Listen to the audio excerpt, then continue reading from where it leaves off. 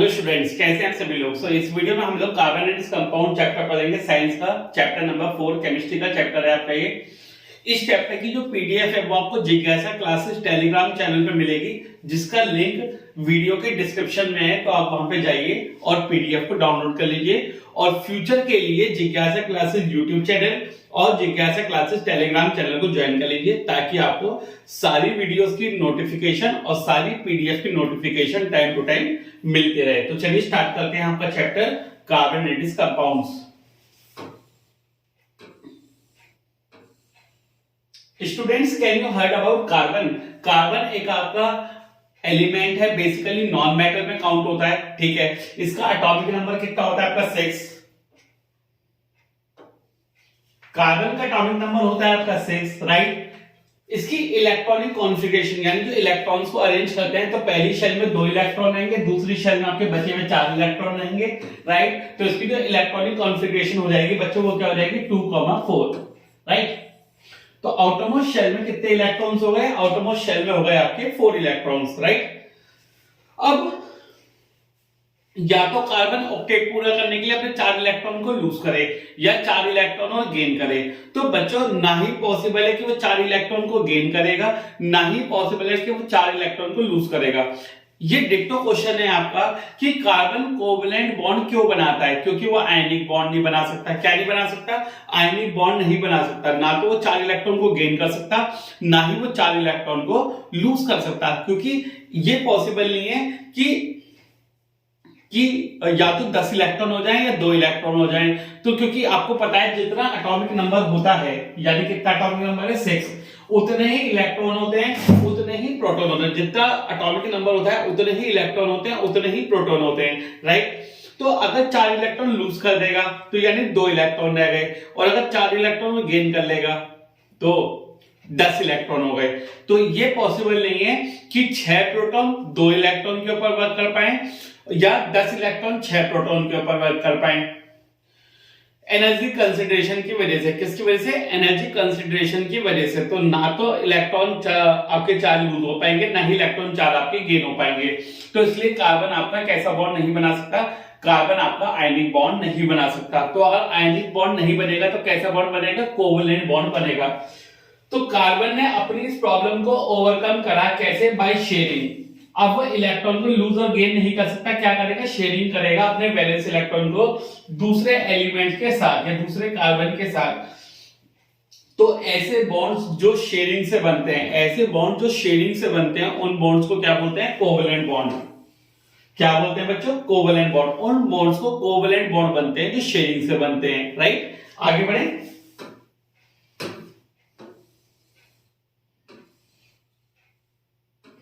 अब बच्चों कितने टाइप के कोवलेंट बॉन्ड होते हैं? अब हमें पढ़ना है कितने टाइप के कोवलेंट बॉन्ड होते हैं। Single covalent bond, double covalent bond, triple covalent bond. Single covalent bond जो एक पेयर ऑफ इलेक्ट्रॉन को शेयर करे। एक पेयर में 2 इलेक्ट्रॉन होते हैं, तो जो एक पेयर को शेयर करेगा वो सिंगल बनाएगा, जो 2 पेयर को शेयर करेंगे वो डबल कोवलेंट बॉन्ड बनाएंगे, जो 3 पेयर को शेयर करेंगे वो ट्रिपल कोवलेंट बॉन्ड बनाएंगे। फिर से बताऊं आपको, एक पेयर का मतलब 2 इलेक्ट्रॉन, जो 2 इलेक्ट्रॉन को शेयर करेगा सिंगल कोवलेंट बॉन्ड, जो 4 इलेक्ट्रॉन को शेयर करेगा यानी 2 पेयर वो डबल कोवलेंट बॉन्ड, और जो 3 पेयर को 6 इलेक्ट्रॉन को शेयर करेगा वो ट्रिपल कोवलेंट बॉन्ड बनाता है। ठीक है, एग्जांपल आपके सामने लिखे हैं। ये सिंगल कोवलेंट बॉन्ड बनाएंगे, ये डबल कोवलेंट बॉन्ड बनाएंगे, ट्रिपल कोवलेंट बॉन्ड बनाएगा, राइट। अब इसके बाद पढ़ते हैं हम लोग electron dot structure. Electron dot structure मतलब इलेक्ट्रॉन को शेयर करके आपको दिखाना होगा कि कैसे कैसे आपके इलेक्ट्रॉन शेयर हो रहे हैं एक कंपाउंड में। ठीक है,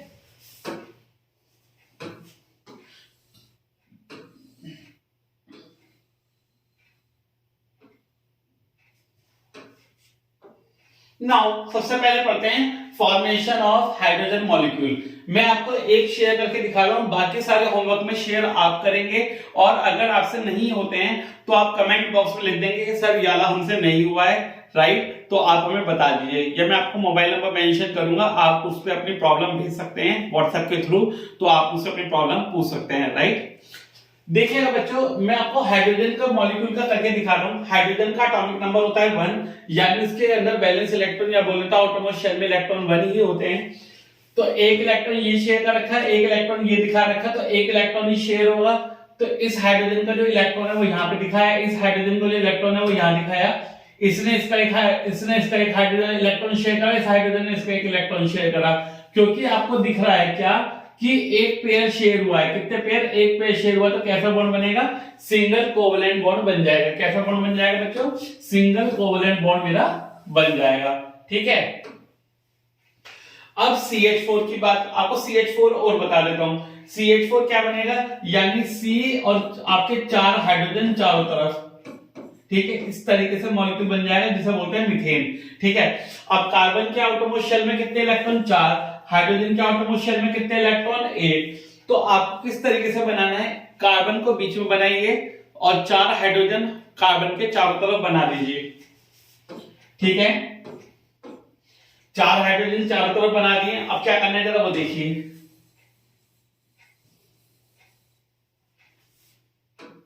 अब देखिए क्या करना है, हाइड्रोजन के आउटरमोस्ट शेल में एक इलेक्ट्रॉन है, सपोज ये दिखा रखा, हाइड्रोजन के आउटरमोस्ट शेल का इलेक्ट्रॉन ये दिखा रखा। ठीक है,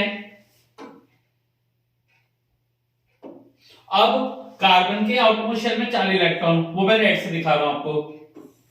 ये 4 इलेक्ट्रॉन आपके किसके हैं बच्चों, हाइड्रोजन के। ठीक है, अब हाइड्रोजन के आउटरमोस्ट शेल में तो 2 इलेक्ट्रॉन करने हैं, कार्बन के आउटरमोस्ट शेल में कितने करने हैं, 8 पूरे करने हैं ऑक्टेट रूल को पूरा करने के लिए। ठीक है, अब पहले मैं हाइड्रोजन के 2 पूरे कर लेता हूं। ये जो गुलाबी वाले हैं हाइड्रोजन के और रेड वाले कार्बन के, तो इसने कार्बन से एक लेके अपना ऑक्टेट पूरा कर लिया 2 इलेक्ट्रॉन का, इसने अपना ऑक्टेट पूरा कर लिया, इसने अपना ऑक्टेट पूरा कर लिया, इसने अपना ऑक्टेट पूरा कर लिया। ठीक है, अब किसे पूरे करने हैं, अब कार्बन को अपने 8 पूरे करने हैं। 4 तो पिंक वाले कार्बन के, 4 तो पिंक वाले किसके थे आपके, एक हाइड्रोजन के थे, और 4 रेड वाले आपके किसके थे, एक हाइड्रोजन के। 4 पिंक वाले आपके 4 कार्बन के थे, वो हाइड्रोजन के थे, कैसे भी समझ लो आप। अब 4 हाइड्रोजन के 4 इलेक्ट्रॉन शेयर होंगे 4 कार्बन के पास से, तो टोटल मिला के कितने इलेक्ट्रॉन हो गए, टोटल मिला के ये वाले आपके 8 इलेक्ट्रॉन हो गए, तो यानी कार्बन का ऑक्टेट पूरा हो गया। अब एक चीज आपको बहुत ध्यान में रखनी है, क्या, बहुत ध्यान से देखिएगा कि हम लोग बस इलेक्ट्रॉन को शेयर कर रहे हैं, हम लोग बस इलेक्ट्रॉन को शेयर कर रहे हैं, हम लोग एलिमेंट शेयर नहीं कर रहे। बच्चे जल्दबाजी में क्या करते हैं, एलिमेंट भी शेयर कर देते हैं। बच्चों एलिमेंट नहीं शेयर करना, बच्चे जल्दबाजी में एलिमेंट भी शेयर कर देते हैं। एलिमेंट शेयर नहीं होने, सिर्फ क्या शेयर होने, सिर्फ आपके आउटरमोस्ट शेल के इलेक्ट्रॉन शेयर होने। सिर्फ आप इलेक्ट्रॉन शेयर करके दिखाएंगे, एलिमेंट को शेयर मत कर लेना गलती से, राइट, गलत हो जाएगा। आगे बढ़े, चलिए आगे बढ़ते हैं। ये आप बना के देखेंगे बच्चों CO2 का, राइट, होमवर्क में करके देखेंगे CO2 का। H2S का हाइड्रोजन सल्फाइड का करके देखेंगे। ठीक है, अब यहां से आते हैं, नाउ नोट करना है आपको, थोड़ा सा नीचे कर देता हूं, हो सकता है आपको दिखाई ना दे रहा हो। नाउ बच्चों आपको दिखाई दे रहा है कि ज्यादातर जो ऑर्गेनिक कंपाउंड्स है, अच्छा यहां से एक टर्म है ऑर्गेनिक कंपाउंड, ऑर्गेनिक के ब्रैकेट में क्या लिखा है, कार्बन, यानी ऑर्गेनिक कंपाउंड्स होते हैं जिनके अंदर कार्बन प्रेजेंट होता है, कार्बन प्रेजेंट होता है। आपको पता है, बात समझ में आ रही है, आवाज मेरी क्लियर आ रही है पक्का, चलिए वेरी गुड, आपको मेरी अगर आवाज क्लियर आ रही है तो, राइट, वेरी गुड। नाउ आप मुझे बताइए कि ऑर्गेनिक कंपाउंड्स क्या समझ में आया। ऑर्गेनिक कंपाउंड्स वो कंपाउंड्स होते हैं जिनके अंदर कार्बन होता है, यानी कार्बन कंपाउंड्स को ऑर्गेनिक कंपाउंड बोला जाता है। बात समझ में आ गई, चलिए। उनका लो मेल्टिंग और लो बॉइलिंग पॉइंट होता है। क्यों होता है लो मेल्टिंग, क्योंकि उनके अंदर जो बॉन्ड है, यानी कार्बन कार्बन का जो बॉन्ड है, उसके अंदर वीक फोर्स ऑफ अट्रैक्शन होती है। कैसी force of attraction, weak force of attraction होती है। ठीक है, यानी कि इंटरमॉलिक्यूलर फोर्स ऑफ अट्रैक्शन बहुत वीक है, जिसकी वजह से कार्बन कार्बन का जो बॉन्ड है वो आसानी से क्या हो जाता है, आसानी से ब्रेक हो जाता है। तो मेल्टिंग और बॉइलिंग पॉइंट उसके वीक रहेंगे। ठीक है, और poor conductor of electricity, carbon compounds आपके पुअर कंडक्टर होते हैं इलेक्ट्रिसिटी के। क्यों होते हैं, क्योंकि उनके अंदर फ्री चार्ज पार्टिकल्स या फ्री आयंस प्रेजेंट नहीं होते। राइट, समझ में आ गया सभी लोगों को, आगे बढ़ने। Now the next topic comes out to be allotropes of carbon. अगला टॉपिक क्या है आपका, एलोट्रॉप्स ऑफ कार्बन यानी कि एलोट्रॉपी। बच्चों इंपॉर्टेंट क्वेश्चन है आपके पेपर के लिए, इंपॉर्टेंट क्वेश्चन आप याद रखेंगे, राइट। एलोट्रॉपी क्या होती है कार्बन की, इस तरीके से क्वेश्चन आ सकता है, what do mean by allotropy. तो एलोट्रॉपी का मतलब क्या होता है कि जितनी फिजिकल फॉर्म्स में कार्बन आपका नेचर में प्रेजेंट है, जितनी फिजिकल फॉर्म्स में कार्बन आपका नेचर में प्रेजेंट है उसे बोलते हैं आप एलोट्रॉपी, ठीक है। उनकी फिजिकल स्टेट सेम होनी चाहिए, जितनी फिजिकल स्टेट में प्रेजेंट है, डिफरेंट फिजिकल स्टेट में प्रेजेंट है आपका कार्बन, लेकिन प्रॉपर्टी सेम होनी चाहिए, यानी कि प्रॉपर्टी किसकी शो करनी चाहिए, कार्बन की, तो वो आपकी एलोट्रॉपी होती है। कितनी एलोट्रॉप्स होते हैं कार्बन के, 3 एलोट्रॉप्स होते हैं। कौन कौन से, डायमंड, ग्रेफाइट और बकमिस्टर फ्लोरीन। कितने एलोट्रॉप्स होते हैं, 3 एलोट्रॉप्स होते हैं, डायमंड, ग्रेफाइट और बकमिस्टर फ्लोरीन। पहले पढ़ते हैं डायमंड।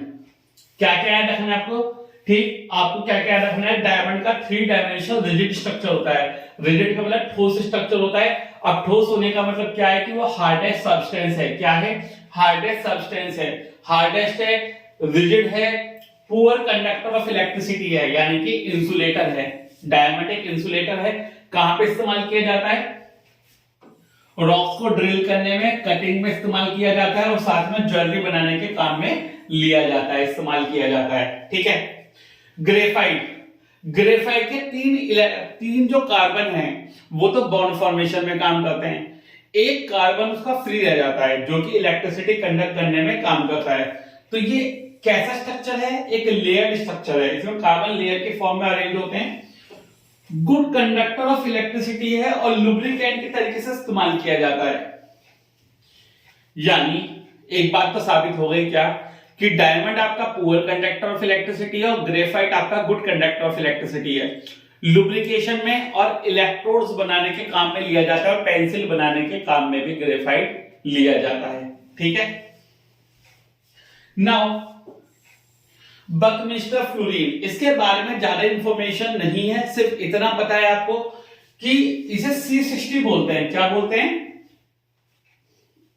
C60 मतलब carbon atom, 60 carbon atoms arrange है इसमें, ठीक है। कैसा मॉलिक्यूल बनाते हैं, एक स्फेरिकल मॉलिक्यूल बनाते हैं, फुटबॉल शेप स्ट्रक्चर है ये आपका, ठीक है। डार्क सॉलिड होता है रूम टेम्परेचर पे। डार्क सॉलिड का मतलब क्या है कि ये डार्क है, ब्लैक कलर का है, सॉलिड है।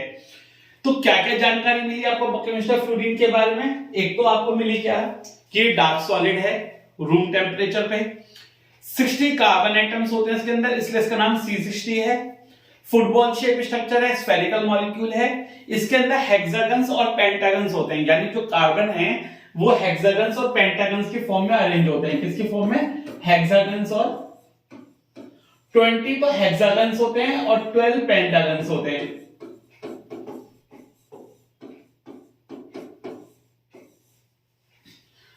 हेक्सागन्स और 12 पेंटागन्स। लेट मी सी कि आपको क्लियर विजिबल है या नहीं है। जी हाँ, आपको क्लियर विजिबल है। तो 20 हेक्सागन्स होते हैं, 12 पेंटागन्स होते हैं। आप याद रखेंगे बच्चों, आपके पेपर में पूछा जा सकता है एमसीक्यू में कि C60 क्या है, राइट। तो C60 बकमिस्टर फ्लोरीन है, इसके अंदर 20 हेक्सागन्स होते हैं, 12 पेंटागन्स होते हैं, जो फुटबॉल शेप स्ट्रक्चर की फॉर्म में अरेंज होते हैं, स्फेरिकल मॉलिक्यूल बनाते हैं, राइट। आई थिंक आपको यहां तक क्लियर हो गया है। जरा एक वीडियो लाइक करके बता दीजिए और अपने दोस्तों को शेयर जरूर कीजिएगा बच्चों, ताकि सबका चैप्टर भी अच्छे से हो जाए।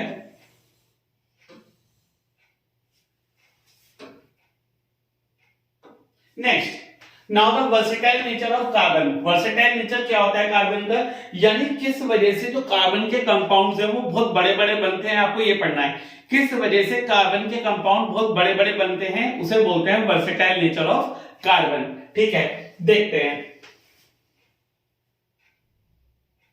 देखिए किसकी वजह से आपके कार्बन कंपाउंड बहुत बड़े बड़े होते हैं, उसका 2 वर्सेटाइल नेचर होते हैं, या 2 यूनिक प्रॉपर्टी भी बोल सकते हैं कार्बन की। बहुत इंपॉर्टेंट टॉपिक है आपके एग्जाम के लिए।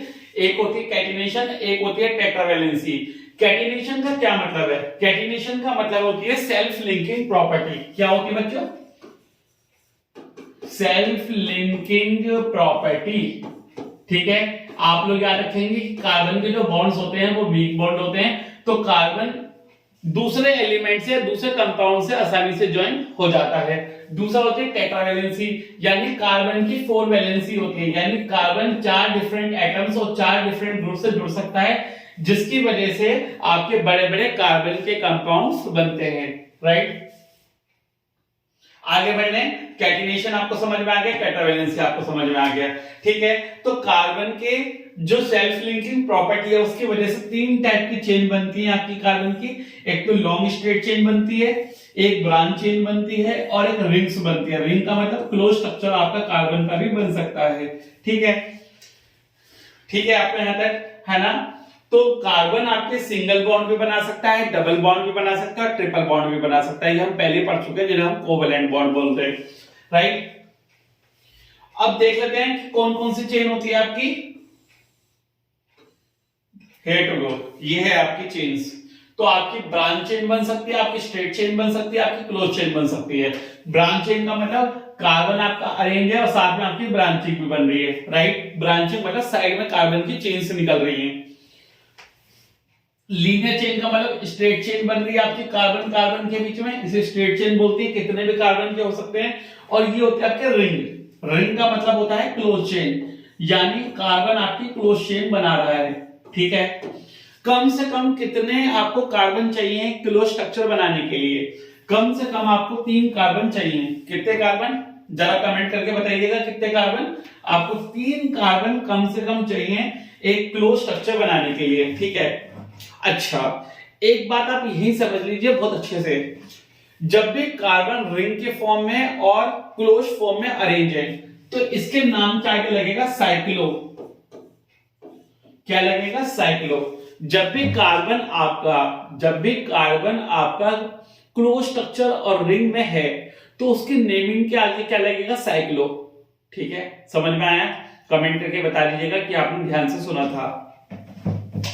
साइक्लो। ठीक है, अब जैसे 3 कार्बन है, ये कितने कार्बन है? 3 कार्बन। तो 3 कार्बन वाले एल्केन को क्या बोलते हैं? अभी हम आगे पढ़ेंगे, फिलहाल आप समझ लीजिए ऐसी। 3 कार्बन वाले सिंगल बॉन्ड को बोलते हैं हम प्रोपेन। क्या बोलते हैं? प्रोपेन। तो यानी इसका नाम बन जाएगा साइक्लोप्रोपेन। इसका नाम क्या बन जाएगा? साइक्लोप्रोपेन। लेट अस सी कि आपको क्लियर विजिबल है या नहीं है। जी हाँ, आपको क्लियर विजिबल है, फिर भी मैं आपको चेंज करके दूंगा। साइक्लोप्रोपेन। ठीक है, अब ये 5 वाला है तो इसे बोलेंगे साइक्लोपेंटेन। ये 6 वाला है तो इसलिए इसे बोलेंगे साइक्लोहेक्सेन। ठीक है, तो नेमिंग के पहले क्या लग जाता है? साइक्लो लग जाता है, अगर आपका क्लोज स्ट्रक्चर है तो। राइट, आपको ये बात समझ में आ गई? चलिए आगे बढ़ते हैं। Now tetravalent nature. कार्बन की 4 वैलेंसी होती है। ठीक है, कार्बन 4 डिफरेंट एटम्स और ग्रुप से आपका जुड़ सकता है। कार्बन की 4 वैलेंसी होती है, कार्बन 4 डिफरेंट एटम्स और ग्रुप से जुड़ सकता है। ठीक है, कार्बन के अलावा जो और एटम है उसे बोलते हैं हेटेरो एटम। कार्बन को छोड़ के कार्बन कंपाउंड में जितने भी आपके एटम्स और जुड़े हुए हैं उन्हें क्या बोलते हैं हम लोग? उन्हें बोलते हैं हेटेरो एटम। क्या बोलते हैं बच्चों? Hetero atom. ठीक है, सिंगल और डबल और ट्रिपल बॉन्ड किसी से भी कनेक्ट हो सकता है कार्बन। बोलिए, बात समझ आई तो? हाँ, ठीक है, तो ये आपको दिखा रखा है क्या कि कार्बन आपके 4 बॉन्ड बनाता है, 4 डिफरेंट एटम्स और ग्रुप से जुड़ सकता है। मेनली कार्बन के आटोमोस्ट शेल में 4 इलेक्ट्रॉन्स होते हैं, तो यानी कि इसका क्या मतलब है? कार्बन 4 बॉन्ड बना सकता है। तो ये आपको सिंगल बॉन्ड दिखा रखा है, ये आपको डबल बॉन्ड दिखा रखा है, ये आपको ट्रिपल बॉन्ड दिखा रखा है। टोटल मिला के 4 बॉन्ड होंगे, 1 2 3 4, 1 2 3 4, 1 2 3 4। तो टोटल मिला के कार्बन 4 बॉन्ड बना सकता है। ठीक है, इसके बाद आपका इंपॉर्टेंट टॉपिक आया कौन सा?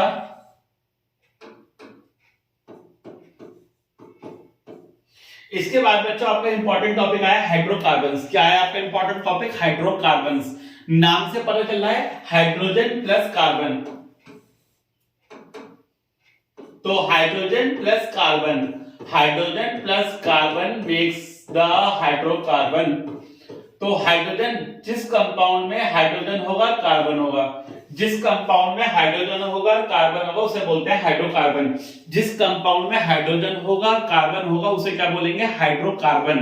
ठीक है, हाइड्रोकार्बन समझ में आया आपको? जैसे मीथेन, इथेन, इथीन, इथाइन, ये सब आपके क्या होते हैं? हाइड्रोकार्बन। देख सकते हैं carbon hydrogen, carbon hydrogen, carbon hydrogen, carbon hydrogen, तो ये आपके क्या होते हैं? हाइड्रोकार्बन्स। अब कितने टाइप के हाइड्रोकार्बन्स होते हैं वो देखिएगा जरा। सबसे पहला आता है सैचुरेटेड हाइड्रोकार्बन। क्या आता है बच्चों? Saturated hydrocarbon. और सैचुरेटेड हाइड्रोकार्बन का दूसरा नाम क्या है?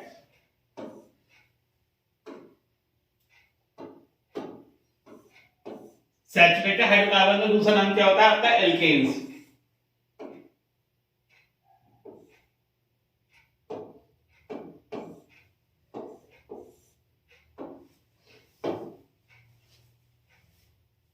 अभी देखते हैं एक बार और, तो दोबारा से देख लेते हैं एक बार। सैचुरेटेड हाइड्रोकार्बन, सैचुरेटेड हाइड्रोकार्बन का दूसरा नाम क्या होता है बच्चों? एल्केन्स। सैचुरेटेड हाइड्रोकार्बन का दूसरा नाम क्या होता है? एल्केन्स। बोलिए, आपको दिखाई दे रहा है ठीक से? ऑलराइट, तो सैचुरेटेड हाइड्रोकार्बन का दूसरा नाम क्या होता है बच्चों? एल्केन्स। याद रखेंगे, एल्केन्स। सैचुरेटेड हाइड्रोकार्बन का दूसरा नाम क्या होता है आपका? एल्केन्स। क्या नाम होता है? Alkanes, right. तो ये वो हाइड्रोकार्बन है जिसमें कार्बन कार्बन के बीच में कैसा बॉन्ड रहता है? सिंगल बॉन्ड रहता है, जिसमें कार्बन कार्बन के बीच में सिंगल बॉन्ड रहता है, जिसमें कार्बन कार्बन के बीच में सिंगल बॉन्ड रहता है उसे बोलते हैं आप सैचुरेटेड हाइड्रोकार्बन या फिर एल्केन। जिसमें कार्बन कार्बन के बीच में सिंगल बॉन्ड होगा उसे बोलेंगे सैचुरेटेड हाइड्रोकार्बन या एल्केन। इसकी नेमिंग कैसे स्टार्ट करते हैं? जैसे methane, ethane, propane and so on, that is called saturated hydrocarbon, right. इसका जनरल फॉर्मूला याद करेंगे। इसका जनरल फॉर्मूला क्या होता है? CnH2n+2। ठीक है, बहुत ध्यान से आप एक बात याद कर लीजिए कि अगर कार्बन कार्बन के बीच में सिंगल बॉन्ड है तो नेमिंग के लास्ट में सफिक्स यूज होगा। क्या यूज होगा? सफिक्स। सफिक्स यूज होगा एन। जैसे एक कार्बन वाले को बोलते हैं मिथ एन, दो कार्बन वाले को इथ एन, तीन कार्बन वाले को प्रोप एन, चार वाले को ब्यूट एन, राइट। फिर से बोलूं, एक कार्बन को मिथ एन, दो कार्बन को इथ एन, तीन कार्बन को प्रोप एन, चार कार्बन को ब्यूट एन, पांच कार्बन को pentane and so on. ठीक है, अब इसका जनरल फॉर्मूला क्या होता है? CnH2n+2, यानी जो हाइड्रोजन है वो कार्बन से डबल करने के बाद +2 है। यानी जैसे यहां पे Cn है, यहां पे H2n है और प्लस में है 2, यानी हाइड्रोजन जो है कार्बन के नंबर से डबल अगर करोगे तो +2, यानी 2 ज्यादा आने चाहिए, तो उसे बोलते हैं हम एल्केन। जैसे यहां देखिए, यहां कार्बन का नंबर है 1, तो इसका डबल करिए 2, 2 + 2 4, तो CH4 is a alkane. Carbon का नंबर है 2, डबल करिए 4, 4 + 2 6, तो ये है आपका इथेन। यह कार्बन का नंबर है 3, डबल करिए 6, 6 + 2 8, तो ये हो गया आपका प्रोपेन। अगर आप ब्यूटेन करते तो हो जाएगा C4H10। इसका क्या मतलब है कि जो हाइड्रोजन का नंबर है वो कार्बन से डबल करके +2 है, यानी क्या आता C4H10। ऐसी पेंटेन कर लेते हैं आप, ऐसी हेक्सेन कर लेते हैं आप,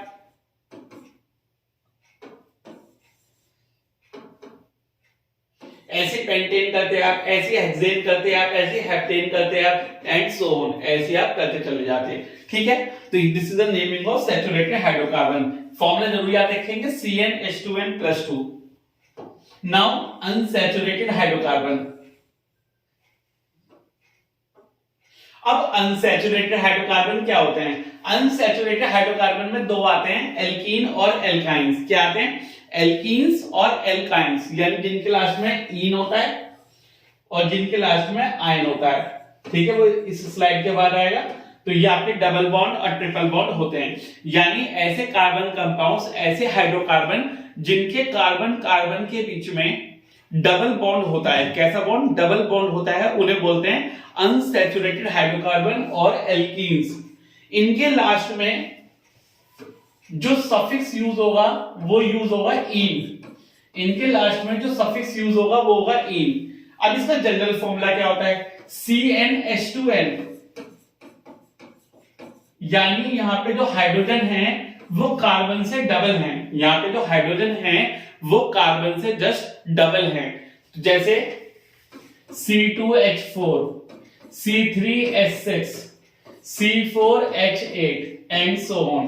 तो ये आपके एल्कीन्स होते हैं, इनके नेमिंग में लास्ट में क्या लगेगा, इन। ठीक है, जैसे 2 वाले को इथ बोलते हैं और इन, इथीन। 3 वाले को प्रोप बोलते हैं और इन, तो आ जाएगा प्रोपीन। 4 वाले को ब्यूट बोलते हैं और आ जाएगा इन, तो बन जाएगा butene and so on, pentene, hexene, heptene. याद रखेंगे आप लोग। देखिए दिखा रखा है आपको, इथीन, प्रोपीन और ब्यूटीन, 2 कार्बन, 3 कार्बन, 4 कार्बन और हाइड्रोजन उसके जस्ट डबल। ठीक है, अनसैचुरेटेड हाइड्रोकार्बन है ये। अब आ जाओ एल्काइंस पे। अब ये है आपका एल्काइंस, ठीक है, ये है आपका एल्काइंस। इसका जनरल फॉर्मूला क्या होता है, CnH2n-2, यानी हाइड्रोजन कार्बन से डबल करने के बाद -2 है, यानी 2 कम होंगे। अब इसका क्या मतलब है, जैसे C2H 2 × 2 - 2, तो C2H2 ये एक एल्काइन है। क्या है ये, एल्काइन। कितने कार्बन वाला है, 2 वाला, तो इथ आ जाएगा और इसके लास्ट में यूज होगा आयन, तो इसका नाम बन जाएगा इथाइन। ठीक है, C3H 3 × 2 - 2, C3H 3 × 2 = 6, C3H4। ठीक है, अब क्या करेंगे, 3 कार्बन है तो यानी प्रोप, ट्रिपल बॉन्ड है तो आयन, इसका नाम बन जाएगा propyne and so on. Let me see कि आपको क्लियर विजिबल है या नहीं है। यस, आपको क्लियर विजिबल है। ठीक है, आपको समझ में आ रहा है।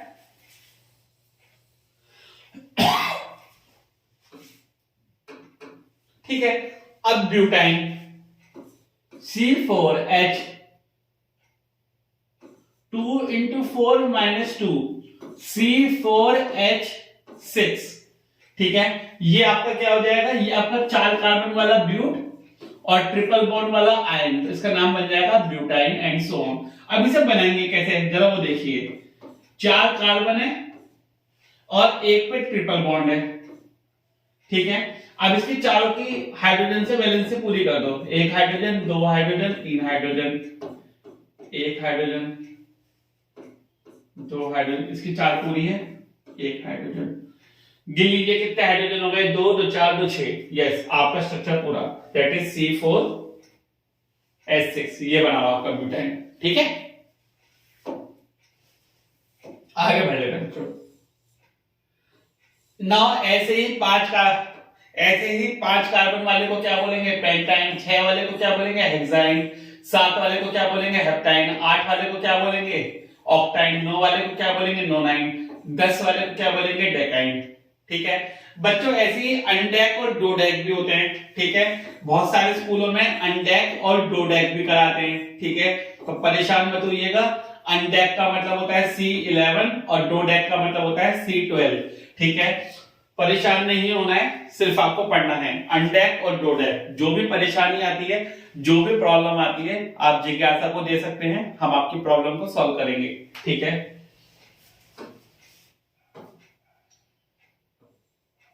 तो इसमें आपका जो हाइड्रोकार्बन है वो ट्रिपल बॉन्ड से कनेक्टेड होता है। राइट, सबको क्लियर समझ में आ रहा है। ये आपके इलेक्ट्रॉन डॉट स्ट्रक्चर है। जैसे हमने पहले इलेक्ट्रॉन डॉट स्ट्रक्चर बनाए थे, ऐसे ही हम बनाएंगे। आप घर पे ट्राई कीजिएगा।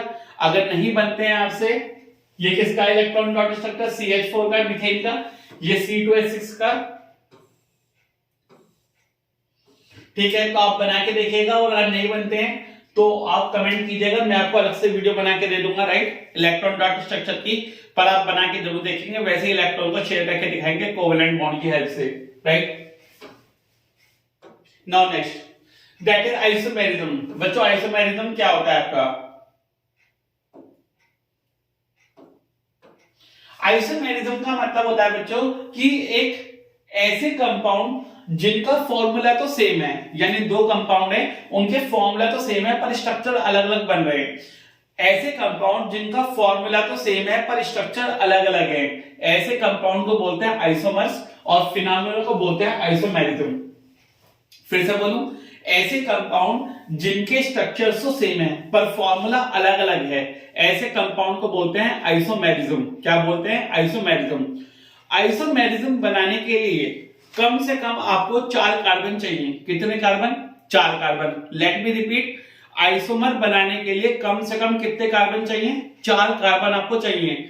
1 2 3 आइसोमेरिज्म में डिफरेंट स्ट्रक्चर नहीं बनेंगे, क्योंकि आपको डिफरेंट स्ट्रक्चर बनाने हैं, तो 3 कार्बन में आपके डिफरेंट स्ट्रक्चर नहीं बनेंगे, 2 कार्बन में आपके डिफरेंट स्ट्रक्चर नहीं बनेंगे, 1 कार्बन में आपका डिफरेंट स्ट्रक्चर नहीं बनेगा।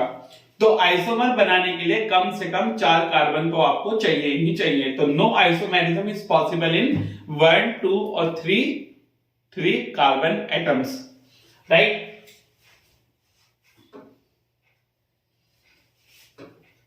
ठीक है, आगे बढ़ जाते हैं थोड़ा सा। स्ट्रक्चरल आइसोमर कहां से स्टार्ट होंगे? 4 कार्बन से, यानी कि ब्यूटेन से। तो स्ट्रक्चरल आइसोमर आपके ब्यूटेन से C4H10 से स्टार्ट होंगे। ब्यूटेन में आपके 2 स्ट्रक्चरल आइसोमर पॉसिबल है, यानी 2 डिफरेंट कंपाउंड पॉसिबल है। कौन कौन सा? एक तो आपका N ब्यूटेन, सीधी सीधी आपकी 4 कार्बन की चेन बन जाएगी, राइट। और एक आपका आइसोब्यूटेन। आइसोब्यूटेन का मतलब 3 कार्बन आपके इस तरीके से अरेंज होंगे और एक डिफरेंट स्ट्रक्चर पे एक कार्बन आपका सेकंड वाले पे अरेंज हो जाएगा। तो ये आपके डिफरेंट स्ट्रक्चर पॉसिबल है। फॉर्मूला सेम है दोनों का, क्या? C4H10, दोनों का फॉर्मूला सेम है, इसलिए ये आपके आइसोमर्स हैं। ठीक है, आगे बढ़ लेते हैं टाइम ना गवाते हुए। ये आपके पेंटेन के हैं, जैसे मैंने ब्यूटेन के बनाए हैं ऐसे ये पेंटेन के बच्चों।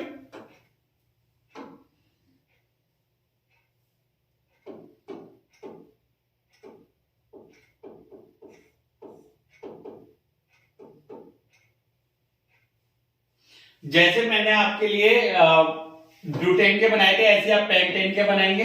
ठीक है, पेंटेन का फॉर्मूला क्या होता है? C5H12।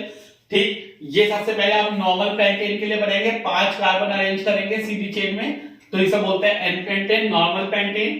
ठीक है, ये आपका आइसोपेंटेन है, 4 आप सीधे सीधे कार्बन लगाएंगे और एक आप सेकंड वाले पे लगा देंगे, इसे आइसोपेंटेन बोलते हैं। और थर्ड वाले में नियोपेंटेन बनाएंगे, 3 कार्बन आप ऐसे अरेंज करेंगे और 2 कार्बन आप ऊपर नीचे अरेंज करेंगे, इसे बोलते हैं नियोपेंटेन।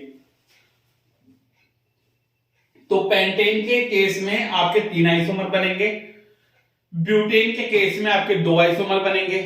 आप होमवर्क में करेंगे आइसोमर ऑफ हेक्सेन। क्या करेंगे? आइसोमर ऑफ हेक्सेन, और आप मुझे कमेंट करेंगे, राइट, और बताएंगे कि आपसे हेक्सेन के आइसोमर बने हैं या नहीं बने।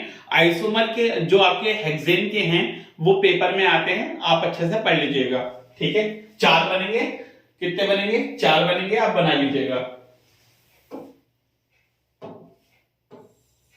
Now the next topic is homologous series.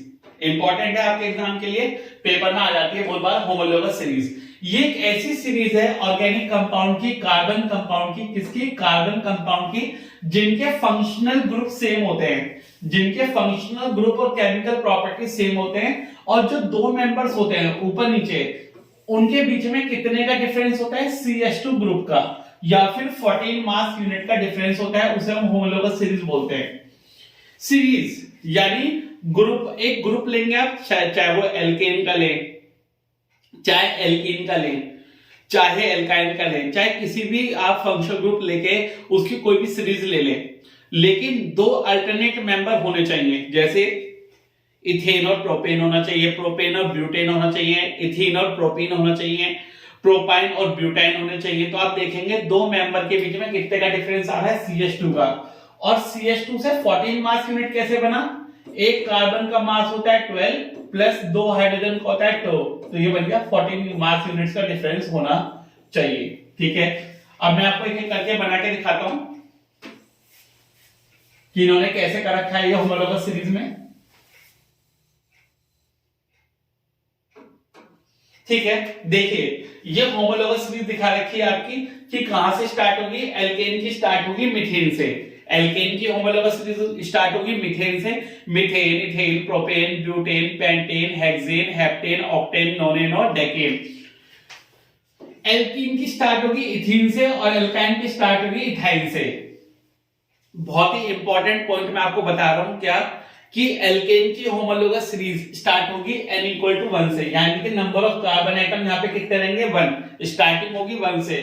पर एल्कीन और एल्काइन के लिए number of carbon atom starting में कितने रहेंगे 2, यानी कम से कम आपको 2 कार्बन तो चाहिए एल्केन या एल्कीन या एल्काइन, एल्कीन और एल्काइन बनाने के लिए, और एल्केन बनाने के लिए आपको 1 कार्बन से स्टार्ट करना होगा। बोली बात समझ आई तो comment yes.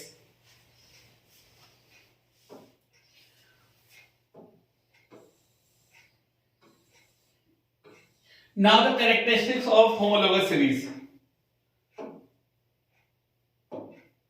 Now you can see the characteristic of homologous series. इसमें हर मेंबर के बीच में, हर अल्टरनेट 2 मेंबर के बीच में डिफरेंस रहता है CH2 का, और 14 मास यूनिट का डिफरेंस रहता है। जो मेंबर है होमोलोगस सीरीज के वो सेम फंक्शनल ग्रुप के होने चाहिए, यानी एल्केन है तो एल्केन, एल्कीन है तो एल्कीन, एल्काइन है तो एल्काइन ही होना चाहिए। जितने भी मेंबर हैं होमोलोगस सीरीज के उनकी सिमिलर केमिकल प्रॉपर्टीज होनी चाहिए। वही बात आ रही, सेम फंक्शनल ग्रुप है तो सेम केमिकल प्रॉपर्टीज भी होंगी। ठीक है, सभी बच्चों को बात समझ में आ गई। नाउ तो आप IUPAC की फुल फॉर्म याद करेंगे। मैं बच्चों को 9th क्लास में याद करा देता हूं, लेकिन आप 10th में अगर आ गए हैं और आपने अब तक याद नहीं करी है तो कर लीजिए। IUPAC की फुल फॉर्म क्या होती है? International union of pure and applied chemistry. ठीक है, IUPAC की फुल फॉर्म क्या होती है? International union of pure and applied chemistry. ये एक ऐसी संस्था है जो कार्बन कंपाउंड्स की या सारे ऑर्गेनिक कंपाउंड्स की नेमिंग करती है। जितने भी आप कंपाउंड के फॉर्मूले पढ़ते हो वो सब किसने दिए? वो सब आपके IUPAC ने दिए हैं। ठीक है, आप इसकी फुल फॉर्म याद कर लेंगे। इसके बाद आता है आपका टॉपिक फंक्शनल ग्रुप। इंपॉर्टेंट, बहुत सारे स्कूलों में फंक्शनल ग्रुप ठीक से पढ़ा नहीं पाते हैं या पढ़ाते नहीं है, राइट।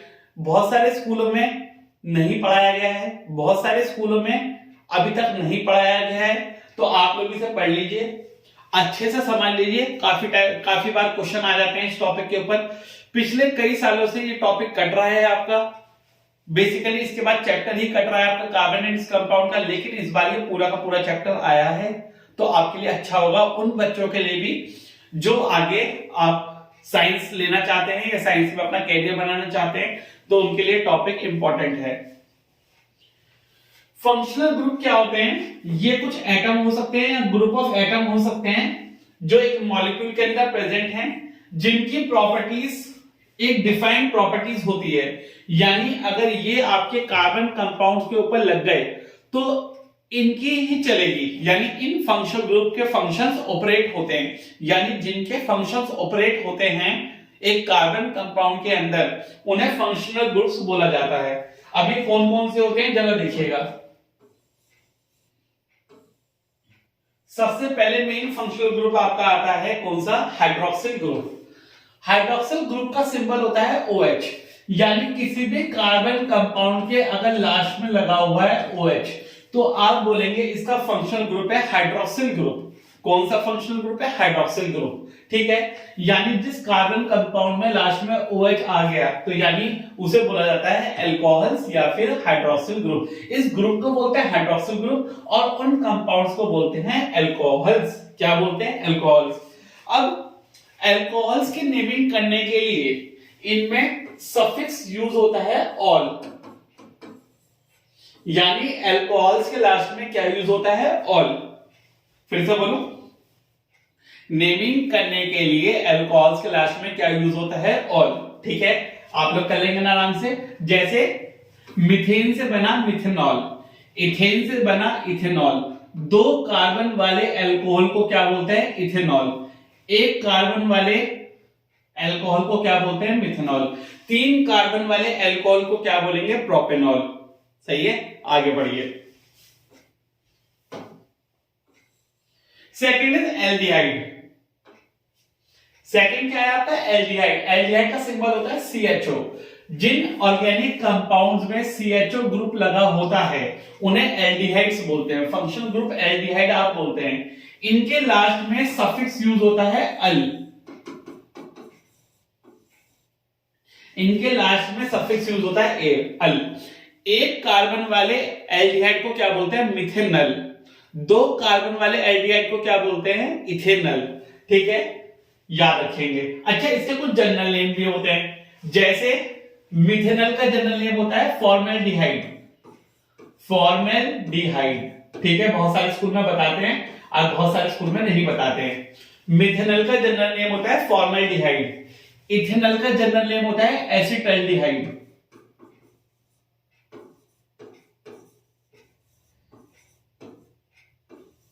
फिर से लिख दूं, हो सकता है बहुत बच्चों को क्लियर विजिबल ना हो।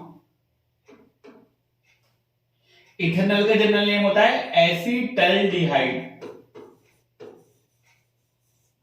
ठीक है, अगर आपसे कोई टीचर वाइवा वगैरह में पूछता है कि मिथेनल का जनरल नेम क्या होता है, तो आप बोलेंगे फॉर्मेल्डिहाइड, और इथेनल का जनरल नेम क्या होता है? एसिटल्डिहाइड। राइट, सही है, सबको समझ में आ रहा है? आगे बढ़ने।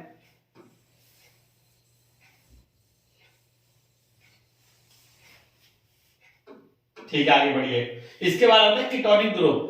कीटोन ग्रुप का सिंबल होता है C double bond O. Ketone group का सिंबल क्या होता है? C double bond O. ये एक ऐसा फंक्शनल ग्रुप है ऑर्गेनिक कंपाउंड के अंदर जो लगा होता है। सी डबल बॉन्ड ओ इसका फंक्शनल ग्रुप होता है ना, तो उसे कीटोन बोलते हैं। अब आपको एक चीज याद रखनी है कि कीटोन का जो सिंबल है सी डबल बॉन्ड ओ, वो हमेशा दो कार्बन के बीच में होगा। कीटोन का जो सिंबल है वो दो कार्बन एटम्स के बीच में होगा। यानी कीटोन बनाने के लिए कम से कम 3 कार्बन तो आपको चाहिए ही चाहिए। जो मिनिमम कार्बन है कीटोन बनाने के लिए वो कितने चाहिए आपको? 3 कार्बन तो चाहिए ही चाहिए। तो यानी 3 कार्बन वाले को बोलते हैं प्रोपेन। ठीक है, और आप याद रखेंगे कीटोन का जो सफिक्स होता है वो होता है ऑन। कीटोन का जो सफिक्स होता है वो क्या होता है बच्चों? ऑन। कीटोन का सफिक्स होता है ऑन, तो इसका नाम बन जाएगा प्रोपेनॉन। 3 कार्बन वाले कीटोन को क्या बोलते हैं? प्रोपेनॉन। 3 कार्बन वाले कीटोन को क्या बोला जाता है? प्रोपेनॉन, और इसका जनरल नाम होता है एसीटोन। ठीक है, क्या सिंबल और क्या फॉर्मूला होता है इसका? CH3COCH3। 3 कार्बन वाले कीटोन को क्या बोलते हैं? प्रोपेनॉन, और इसका जनरल नेम होता है एसीटोन। आपको याद रखना है, इसका सफिक्स होता है ऑन। ठीक है, ये चारों कार्बन वाला है CH3COCH2CH3, इसे बोलते हैं ब्यूटेनॉन। ठीक है, इसका कोई जनरल नेम नहीं होता, इसे ब्यूटेनॉन बोलते हैं। Now carboxylic acid. Carboxylic acid का सिंबल होता है COOH। कार्बोक्सिलिक एसिड का सिंबल क्या होता है? COOH। एक ऑर्गेनिक कंपाउंड जिसमें कार्बोक्सिलिक ग्रुप लगा होता है, कार्बोक्सिल ग्रुप भी बोल सकते हैं आप, तो इसे कार्बोक्सिलिक एसिड बोलते हैं। इनके लास्ट में जो सफिक्स यूज होता है वो यूज होता है ओइक एसिड। क्या होता है बच्चों? Oic acid. इनके नेमिंग में जो लास्ट में सफिक्स यूज होता है, सफिक्स बोलते हैं जो बाद में आता है, प्रीफिक्स बोलते हैं जो पहले आता है। इनके लास्ट में जो सफिक्स होता है वो होता है आपका ओइक एसिड। क्या होता है बच्चों? Oic acid. ठीक है, आप लोग याद रखेंगे, तो इसलिए इसका नाम बन गया कार्बोक्सिलिक एसिड या कार्बोक्सिल ग्रुप। ठीक है, जैसे दो कार्बन वाले कार्बोक्सिलिक ग्रुप को क्या बोलेंगे? Ethanoic acid. यानी दो वाले को बोलते तो ethane, ethane plus carboxylic acid, यानी ethane plus oic acid makes the ethanoic acid. अब इथेनोइक एसिड का फॉर्मूला CH3COOH।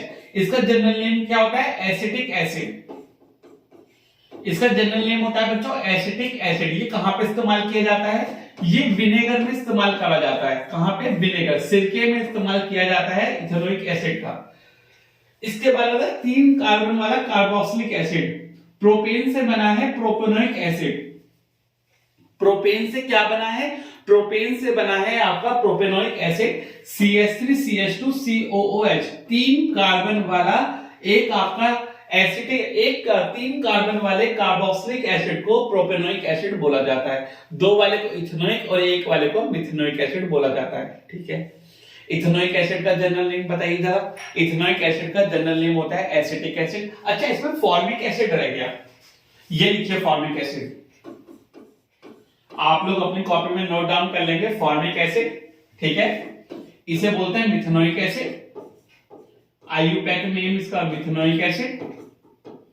और जनरल नेम इसका फॉर्मिक एसिड। ठीक है, ये सब आप एसिड बेस वाले चैप्टर में पढ़ चुके हो। फॉर्मिक एसिड आपका कहां प्रेजेंट होता है? आपका आंट स्टिंग में, नेटल स्टिंग में, ये मिथेनोइक एसिड वही होता है। ठीक है, now the last functional group is halogen group. The last functional group is halogen group. अब halogen fluorine, chlorine, bromine, iodine. अच्छा, बहुत सारे स्कूलों में ये पढ़ाया जाता है कि हम फ्लोरीन नहीं लेते। फ्लोरीन क्यों नहीं लेते? क्योंकि हाईली रिएक्टिव एलिमेंट है, ये रिएक्ट करने से पहले ही क्या हो जाता है? खत्म हो जाता है, यानी तो उड़ जाता है। ठीक है, हाईली रिएक्टिव एलिमेंट होते हैं तो बहुत सारे स्कूल वाले फ्लोरीन को नहीं लेते। कौन कौन से को लेते हैं? क्लोरीन को, ब्रोमीन को, आयोडीन को, ना एस्टेटिन को लेते। क्यों नहीं लेते? क्योंकि एस्टेटिन बिल्कुल लीस्ट रिएक्टिव होता है, ये रिएक्ट नहीं करता। तो बहुत सारे स्कूल में सिर्फ हेलोजन ग्रुप 3 लेते हैं। कौन कौन से? क्लोरीन, ब्रोमीन और आयोडीन। ठीक है, तो आप भी 3 ही ले लेंगे। अगर क्वेश्चन आए कि फ्लोरीन क्यों नहीं लेते, तो हाई रिएक्टिव होता है। एस्टेटिन क्यों नहीं लेते? क्योंकि वो रिएक्ट नहीं करता। ठीक है, लीस्ट रिएक्टिव होता है। तो जो एल्केन्स हैं, अगर उसमें हाइड्रोजन एटम को रिप्लेस करके, सब्स्टिट्यूट करके कोई हेलोजन लगा दें, क्लोरीन, ब्रोमीन, आयोडीन अगर हम लगा दें, तो ऐसे कार्बन कंपाउंड्स को क्या बोलते हैं? Haloalkanes. Important, what are haloalkanes? तो हेलो एल्केन्स वो कार्बन कंपाउंड्स होते हैं जिसमें आपका एल्केन होता है, कार्बन कार्बन के बीच में सिंगल बॉन्ड होता है और साथ में हेलोजन लगा हुआ होता है। तो halogen plus alkane makes the haloalkanes. जैसे क्लोरोमीथेन, ब्रोमोमीथेन। अब मीथेन में एक कार्बन हटा के क्लोरीन लगा दिया तो उसका नाम बन गया क्लोरोमीथेन। एक हाइड्रोजन हटा के ब्रोमीन लगा दिया तो उसका बन गया ब्रोमोमीथेन। और एक हाइड्रोजन हटा के आयोडीन लगा दिया तो उसका नाम बन जाता आयोडोमीथेन। ठीक है, आप लोग याद कर लेंगे। यानी क्लोरो, ब्रोमो, आइडो ये सब प्रीफिक्स होते हैं, यानी नेम से पहले प्रीफिक्स इस्तेमाल किए जाते हैं आपके हेलोजन्स में। आगे बढ़ लेते हैं। ये आपको दे रखा है कहां पे आपके प्रीफिक्स यूज होंगे, कहां पे आपके सफिक्स यूज होंगे। सिंगल बॉन्ड एल्केन में यूज होगा एन, डबल बॉन्ड आपके इन, ट्रिपल बॉन्ड में सफिक्स यूज होगा आयन। क्लोरीन, ब्रोमीन, आयोडीन में आपके प्रीफिक्स यूज होते हैं। एल्कोहल्स में सफिक्स यूज होगा आपका ऑल, एल्डिहाइड में अल, कीटोन में ओन और कार्बोक्सिलिक में आपका ओइक एसिड का इस्तेमाल किया जाएगा। बोलिए बात समझ में आई? तो कमेंट करिए यस। इसकी पीडीएफ आपको टेलीग्राम चैनल जिज्ञासा क्लासेस पे मिल जाएगी, आप वहीं से ले लीजिएगा।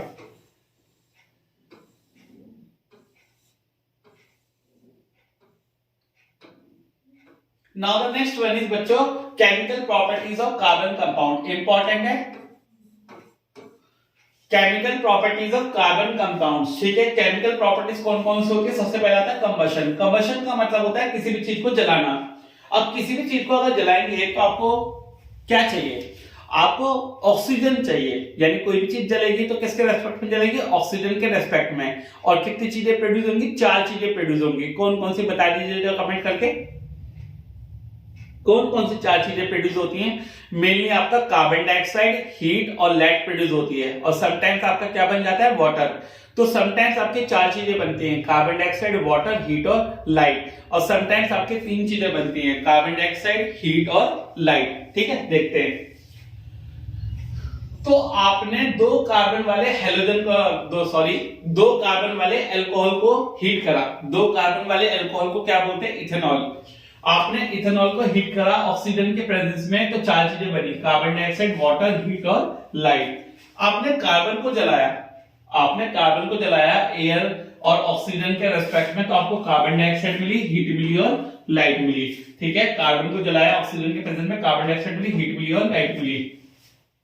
अब 2 टाइप के हाइड्रोकार्बन पढ़े आपने, सैचुरेटेड और अनसैचुरेटेड। सैचुरेटेड को जलाएंगे तो हो सकता है जल जाए, हो सकता है ना जलें। किसकी बात होती है? ऑक्सीजन की। अगर ऑक्सीजन आपकी सफिशिएंट है तो फ्लेम मिलेगी ब्लू फ्लेम। 2 टाइप की फ्लेम होती है, ब्लू और येलो, स्मोकी और नॉन स्मोकी, सूटी और नॉन सूटी। याद करें, आपके घर में एलपीजी है, वो कैसे फ्लेम देता है? नॉन सूटी फ्लेम देता है, यानी बिना स्मोक के फ्लेम देता है, उसके अंदर कोई भी धुआं नहीं आता है। ब्लू फ्लेम निकलती है, यानी नीले कलर की लपटें निकलती हैं। अब अनसैचुरेटेड हाइड्रोकार्बन है, यानी कि जहां पे ऑक्सीजन आपको लिमिटेड सप्लाई हो रही है, यानी कि ऑक्सीजन आपको पूरी तरीके से नहीं मिल पा रही है, तो वहां पे आपको कैसी फ्लेम मिलेगी? येलो फ्लेम मिलेगी, स्मोकी मिलेगी, सूटी मिलेगी। अच्छा, सूट का क्या मतलब होता है? सूट का मतलब होता है आपका स्मोक। तो स्मोकी फ्लेम आपको ब्लैक फ्लेम, कार्बन वाली फ्लेम आपको मिलेगी। ठीक है, तो अगर सैचुरेटेड हाइड्रोकार्बन को ब्लू फ्लेम मिलती है in the sufficient supply of oxygen, अगर इनसफिशिएंट सप्लाई हो जाती है, लिमिटेड सप्लाई हो जाती है, तो कैसी फ्लेम मिलती है आपको? सूटी फ्लेम, कार्बन वाली फ्लेम आपको मिलती है। अनसैचुरेटेड हाइड्रोकार्बन आपको कैसी फ्लेम देगा? येलो स्मोकी फ्लेम देगा, और सूटी फ्लेम आपको नहीं देगा। ठीक है, सूटी फ्लेम देगा, बल्कि सैचुरेटेड आपको नॉन सूटी देगा, अनसैचुरेटेड आपको सूटी फ्लेम देगा, यानी कि कार्बन स्मोक वाली फ्लेम देगा सेम ऑक्सीजन पे। इसलिए जो गैस और केरोसिन के स्टोव होते हैं, सबके घर में स्टोव होते नहीं है, सबने स्टोव देखे भी होंगे। केरोसिन वाले जो स्टोव होते हैं, ठीक है, तो उनके अंदर इनलेट छोड़ा जाता है, एक होल छोड़ा जाता है, काय के लिए? ऑक्सीजन के लिए या एयर के लिए, ताकि ऑक्सीजन उसके अंदर जाती रहे और फ्यूल की बर्निंग, केरोसिन की बर्निंग आसानी से होती रहे। ठीक है, तो स्मॉल, अब जब कार्बन कंपाउंड जलेगा तो उसके अंदर कुछ अमाउंट नाइट्रोजन और ऑक्सीजन के भी होते हैं। इसी वजह से जब कोल और पेट्रोलियम जलते हैं तो वो आपके ऑक्साइड्स ऑफ नाइट्रोजन और सल्फर बनाते हैं, जिसकी वजह से आपका जो पोल्यूशन है एटमॉस्फेयर में बढ़ता जा रहा है। ठीक है, जैसे जैसे मिलावट बढ़ती जाएगी, जैसे जैसे आपके कोल और पेट्रोलियम प्रोडक्ट ज्यादा बढ़ते जाएंगे मिलावट वाले, उसके साथ साथ एटमॉस्फेयर में नाइट्रोजन और सल्फर ऑक्साइड की जो मात्रा है वो बढ़ती जाएगी, उससे ही पोल्यूशन आपका एटमॉस्फेयर का बढ़ता चला जाएगा। ठीक है, और इसलिए बढ़ता जा रहा है। Now the next reaction is oxidation reaction. Next reaction कौन सी है आपकी? Oxidation reaction. ऑक्सीडेशन रिएक्शन किसकी कराई जाती है? इथेनॉल की, यानी अल्कोहल की। आप क्या याद रखेंगे? पेपर में आया define oxidation reaction with example या विद रिएक्शन। बिल्कुल डिट्टो ये लिख के आना जो आपकी स्क्रीन पे है। क्या? कि अल्कोहल या एल्डिहाइड के ऑक्सीडेशन से क्या बनता है? एसिड। अल्कोहल या एल्डिहाइड के ऑक्सीडेशन से क्या बनते हैं? एसिड। फिर से बोलो, अल्कोहल और एल्डिहाइड के ऑक्सीडेशन से क्या बनते हैं? हमारे एसिड बनते हैं। बोली बात क्लियर समझ में आ रही है? अल्कोहल और एल्डिहाइड के ऑक्सीडेशन से बनते हैं हमारे एसिड। कौन सा अल्कोहल लिया है? इथेनॉल, CH3 CH2 CHO और OH। Very good, OH। यहां CH3 CHO, ये है आपका इथेनॉल, ये है आपका इथेनॉल। ठीक है, इन दोनों का आपने क्या कराया? ऑक्सीडेशन कराया। किसके प्रेजेंस में? ऑक्सीडाइजिंग एजेंट की प्रेजेंस में। ऑक्सीडाइजिंग एजेंट कौन होते हैं? जो रिएक्शन कराने में मदद करते हैं। तो इथेनॉल से भी क्या बना मेरा? इथेनोइक एसिड, और इथेनॉल से भी क्या बना मेरा? Ethanoic acid. तो दोनों के ऑक्सीडेशन से इथेनोइक एसिड बनेंगे। प्रोपेनॉल होता तो प्रोपेनोइक एसिड बनता, प्रोपेनॉल होता तो भी प्रोपेनोइक एसिड बनता, ब्यूटेनॉल से ब्यूटेनोइक एसिड, पेंटेनॉल से पेंटेनोइक एसिड। ठीक है, आगे बढ़े। अब कौन कौन से ऑक्सीडाइजिंग एजेंट ले सकते हैं हम? ऑक्सीडाइजिंग एजेंट वो होते हैं जो अल्कोहल को ऑक्सीडाइज कराने में मदद करते हैं, उन्हें क्या बोलते हैं? Oxidising agent. तो दो ऑक्सीडाइजिंग एजेंट हम लोग लेंगे। कौन कौन से? एक तो पोटेशियम परमैंगनेट, एक पोटेशियम डाइक्रोमेट। ये है पोटेशियम परमैंगनेट, ये है पोटेशियम डाइक्रोमेट। इनका फॉर्मूला याद करोगे। पोटेशियम परमैंगनेट का फॉर्मूला होता है KMnO4, पोटेशियम डाइक्रोमेट का फॉर्मूला होता है K2Cr2O7। ये है पोटेशियम क्रोमेट, ये है पोटेशियम डाइक्रोमेट। ठीक है, इसके आगे लिखा है KOH, यानी कैसे नेचर का है? बेसिक नेचर का है। इसके आगे लिखा है H2SO4, यानी ये कैसे नेचर का है? ये एसिडिक नेचर का है। अब यहां से बहुत ही ताबड़तोड़ बात याद रखनी है आपको। क्या? कि ये रेड लिटमस को ब्लू कर देगा क्योंकि बेसिक नेचर का है। ये ब्लू लिटमस को रेड कर देगा क्योंकि एसिडिक नेचर का है। अब आपसे क्वेश्चन पूछा गया कि सर ये बताइए कि हमने पूरा ऑक्सीडेशन पढ़ लिया, अब मुझे ये समझ नहीं आया कि रेड टू ब्लू करेगा, ब्लू टू रेड करेगा, क्योंकि सर बच्चों को पूरा पढ़ाया नहीं जाता, बच्चों को सिर्फ ये बता दिया जाता है कि भैया ऑक्सीडाइजिंग एजेंट होता है, रट्टा लगा लो। अब रट्टा थोड़ी लगाना साहब, हमें क्या करना है, हमें ये जानना है कि पोटेशियम परमैंगनेट के साथ KOH मिलाते हैं बेसिक नेचर के लिए, K2Cr2O7 पोटेशियम डाइक्रोमेट के साथ सल्फ्यूरिक एसिड बनाते हैं उसे एसिडिक बनाने के लिए, तो ये ब्लू टू रेड कर देगा, ये रेड टू ब्लू कर देगा, बात खत्म। पढ़ लो तो अच्छा सा पढ़ लो ना, बेकार क्यों पढ़ना है। ठीक है, समझ में आ गई। Now the addition reaction. अब बच्चों एडिशन रिएक्शन क्या होती है, एडिशन रिएक्शन कौन कराता है? एडिशन रिएक्शन होती है आपके अनसैचुरेटेड हाइड्रोकार्बन के लिए। किसके लिए? अनसैचुरेटेड हाइड्रोकार्बन के लिए आपकी कौन सी रिएक्शन होती है? Addition reaction. पहले आपसे क्वेश्चन पूछा जाता है एडिशन रिएक्शन कौन शो कराता है, तो आप बोलेंगे अनसैचुरेटेड हाइड्रोकार्बन्स। अनसैचुरेटेड हाइड्रोकार्बन आपके एडिशन रिएक्शन कराते हैं, किसकी प्रेजेंस में? कैटलिस्ट की प्रेजेंस में। कैटलिस्ट वो कंपाउंड्स होते हैं जो रिएक्शन की स्पीड को बढ़ाने में मदद करते हैं। कौन कौन से होते हैं? निकल, प्लेटिनम और पैलेडियम। सर पेपर में क्वेश्चन आया कौन कौन से कैटलिस्ट का इस्तेमाल किया जाता है एडिशन रिएक्शन में, तो कौन कौन से कैटलिस्ट हैं? निकल, प्लेटिनम और पैलेडियम। कौन कौन से हैं? निकल, प्लेटिनम और पैलेडियम। अब जिन रिएक्शन में हाइड्रोजन को ऐड किया जाता है, किन्हें ऐड किया जाता है? हाइड्रोजन में। अनसैचुरेटेड को सैचुरेटेड बनाने के लिए हम हाइड्रोजन को ऐड करते हैं, किसके प्रेजेंस में? निकल, प्लेटिनम और पैलेडियम के प्रेजेंस में। उस रिएक्शन को एडिशन प्लस हाइड्रोजनेशन रिएक्शन कहा जाता है। पेपर में एक बार आ गया था सर हाइड्रोजनेशन रिएक्शन क्या होती हैं, तो addition of hydrogen to unsaturated hydrocarbon to make it saturated is known as hydrogenation reaction. Alkene की रिएक्शन हाइड्रोजन से कराई in the presence of catalyst, तो आपका क्या बन गया? एल्केन बन गया। तो alkene converted to alkane, ethene converted to ethane.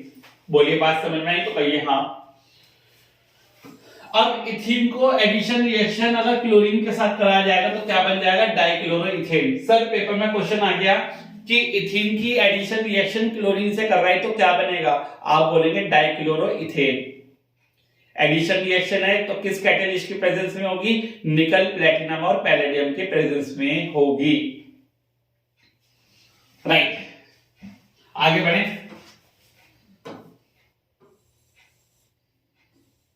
ये सर आपकी रिएक्शन, तो ये आपका एल्कीन है यानी इथीन है, इथीन की रिएक्शन क्लोरीन से हो रही है, Cl2 से हो रही है, तो आपका क्या बन गया सर? डाइक्लोरोइथेन बन गया। क्या बन गया आपका? डाइक्लोरोइथेन।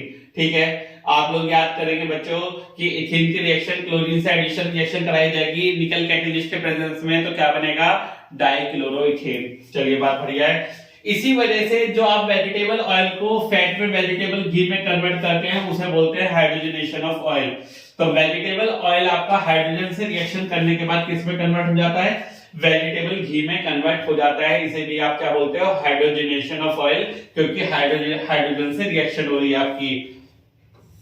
वेजिटेबल फैट आपके सैचुरेटेड फैट्स होते हैं, ये हमारे इंसानों के लिए हार्मफुल होते हैं। वेजिटेबल ऑयल इंसानों के लिए हार्मफुल नहीं होते। ठीक है, अगर कोई आपसे कहे कि ऑयल और घी में आपके क्या हार्मफुल है, तो आप कहेंगे ऑयल हमारे लिए हार्मफुल नहीं है, आसानी से डाइजेस्ट हो जाते हैं।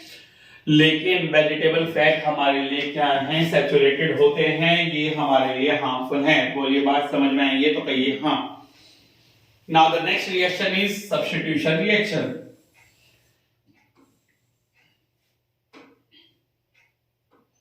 सर सब्स्टिट्यूशन रिएक्शन क्या होती है? सब्स्टिट्यूशन रिएक्शंस वो रिएक्शन होती हैं, जैसे आपने फर्स्ट चैप्टर में डिस्प्लेसमेंट रिएक्शन, रिप्लेसमेंट रिएक्शन पढ़ी थी, सिंगल डिस्प्लेसमेंट पढ़ी थी, वही आपकी सब्स्टिट्यूशन रिएक्शन होती हैं। एक हाइड्रोजन आपका रिप्लेस होगा, सब्स्टिट्यूट होगा, दूसरा एलिमेंट आके जुड़ जाएगा, ऐसी रिएक्शन को बोलते हैं substitution reaction. Sir substitution reaction किसके प्रेजेंस में करते हैं? सनलाइट के प्रेजेंस में करते हैं। अगर मैं आपसे पूछता हूं सब्स्टिट्यूशन रिएक्शन किसके प्रेजेंस में करते हैं, तो आप क्या कहेंगे, आप कहेंगे सब्स्टिट्यूशन रिएक्शन हम लोग सनलाइट के प्रेजेंस में करते हैं। जैसे आप देख रहे हो CH4 है, तो 4 हाइड्रोजन बनाएंगे चारों तरफ, 4 हाइड्रोजन बनाइए चारों तरफ, क्लोरीन से रिएक्शन कराइए इसकी, एक हाइड्रोजन को एक क्लोरीन सब्स्टिट्यूट कर देगा, एक हाइड्रोजन को एक क्लोरीन क्या कर देगा, सब्स्टिट्यूट कर देगा, और क्या बना देगा CH3Cl और HCl आपका अलग हो जाएगा। ठीक है, तो ऐसी रिएक्शन जिसमें एक हाइड्रोजन को रिप्लेस करके दूसरा एलिमेंट जुड़ जाता है, ऐसी रिएक्शन को सब्स्टिट्यूशन रिएक्शन बोला जाता है, और वो किसके प्रेजेंस में होता है, आपका सनलाइट के प्रेजेंस में। टॉपिक खत्म आपका सब्स्टिट्यूशन रिएक्शन। तो क्लोरो मिथेन आपका बन जाएगा, राइट। अगर ये 2 कार्बन वाला होता तो क्लोरो इथेन बन जाता, 3 कार्बन वाला होता तो क्लोरो प्रोपेन बन जाता, एंड सो ऑन। आगे बढ़े sir. Now the next topic is some important carbon compounds. Some important carbon compounds आपके कोर्स में सिर्फ 2 हैं। कौन कौन से कार्बन कंपाउंड्स हैं आपका, एक है इथेनॉल, एक है आपका इथेनोइक एसिड, एक है इथेनॉल, एक है आपका इथेनोइक एसिड। पहले पढ़ते हैं इथेनॉल। इथेनॉल आपका जो फॉर्मूला होता है इथेनॉल का C2H5 है, सबको पता है एक कलरलेस लिक्विड होता है जिसकी अपनी एक कैरेक्टरिस्टिक स्मेल होती है, सबको पता है इथेनॉल की स्पिरिट की अपनी एक स्मेल होती है। ठीक है, इसका जो बॉइलिंग पॉइंट होता है 351 केल्विन होता है। ये पानी के साथ हर प्रोपोर्शन में मिक्स हो सकता है, कितना भी मिला सकते हो आप पानी में। इलेक्ट्रिसिटी को कंडक्ट नहीं करेगा क्योंकि इसके अंदर आयंस नहीं होते हैं, और it is neutral to litmus, ये लिटमस पे भी कोई इफेक्ट शो नहीं करेगा, क्योंकि आपने सेकंड चैप्टर में पढ़ा था अल्कोहल और ग्लूकोज के अंदर हाइड्रोजन है पर वो इलेक्ट्रिसिटी कंडक्ट नहीं करते, एसिडिक नेचर शो नहीं करते, क्योंकि पानी के अंदर रिएक्शन करने के बाद वो आयंस नहीं देते हैं। ठीक है, ये कहां का इस्तेमाल किया जाता है, एज एन एंटी फ्रीज, यानी कि फ्रीजिंग पॉइंट कम करने के लिए इस्तेमाल किया जाता है radiators in vehicles in cold countries.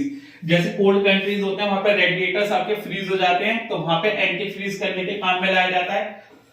Solvent की तरीके से इस्तेमाल करते हैं, सॉल्वेंट मतलब जैसे paints, dyes, medicine, soap, synthetic रबड़, इनमें आपका इस्तेमाल किया जाएगा।